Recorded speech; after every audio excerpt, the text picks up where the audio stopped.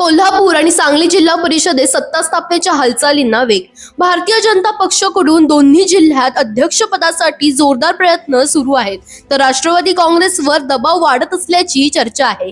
जिल्हा परिषद निकाल लागून 15 दिवस उलटले तरी सत्ता स्थापनेवर ठोस निर्णय झाला नव्हता.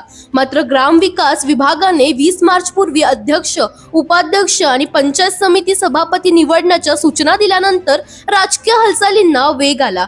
गुरुवारी मुंबईत मोठ्या बैठका पार पडल्या. कोल्हापूर जिल्हा परिषदेत पक्षीय बलाबल असे आहे की राष्ट्रवादी काँग्रेस 20, काँग्रेस 14, भाजप 12, शिवसेना 9, जनसुराज्य 5, शाहू आघाडी 4, ठाकरे सेना 1, स्वाभिमानी 1, शिवशाहू आघाडी 1 आणि अपक्ष 1. सार्वजनिक जागा राष्ट्रवादीकडे असल्या तरी भाजपने जनसुराज्याच्या मदतीने अध्यक्षपदावर दावा केला आहे. हसन मुश्रीफ यांनी मुरगुड येथील भाषणात राष्ट्रवादीचाच अध्यक्ष होईल असे जाहीर केले होते. मात्र त्याच दिवशी मुंबईत भाजप नेत्यांकडून कोल्हापूरमध्ये भाजपचाच पहिला अध्यक्ष करण्यासाठी लॉबिंग वाढवण्याची चर्चा आहे.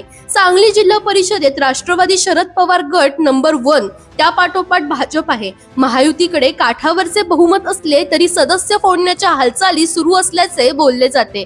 सांगलीतील काही आमदार गेल्या आठवड्यापासून मुंबईत तळ ठोकून असल्याची माहिती आहे. आता 20 मार्च पूर्वी अध्यक्षपदावर कोणाची मोहर लागणार, भाजप की राष्ट्रवादी, याकडे दोन्ही जिल्ह्यांचे लक्ष लागले आहे. दरम्यान तुम्हालाही अशाच पॉलिटिक्स रिलेटेड अपडेट्स हवे असतील तर इंडिया लीडरला फॉलो करायला विसरू नका.